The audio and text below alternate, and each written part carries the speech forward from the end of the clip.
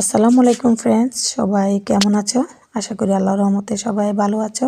কাছের এবং দূরের সকল বন্ধুকে শুভেচ্ছা। তো এখানে আমি আজকে রান্না করব তোমার চিংড়ি মাছের ঝাল।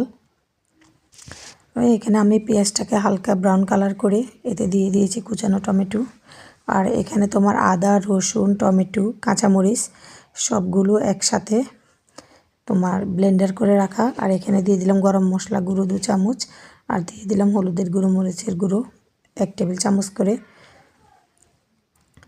তো সবগুলো দিয়ে ভালো করে কষিয়ে নিচ্ছি মশলাটাকে, আর এক পর্যায়ে মাছটা দিয়ে ভালো করে কষিয়ে নিচ্ছি।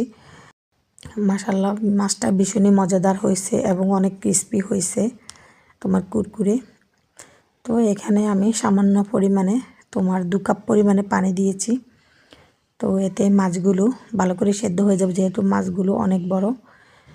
তো ভিতরে লবণ বা মশলার না ঢুকলে ভালো লাগবে না। তো এক পর্যায়ে আমি এখন কিছুটা লেবু দিয়ে দিয়েছি।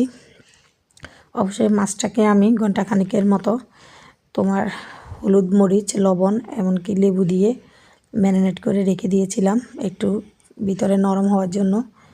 তো মাশাআল্লাহ ভীষণই মজার হয়েছে, অবশ্যই তোমরা ট্রাই করে দেখতে পারো।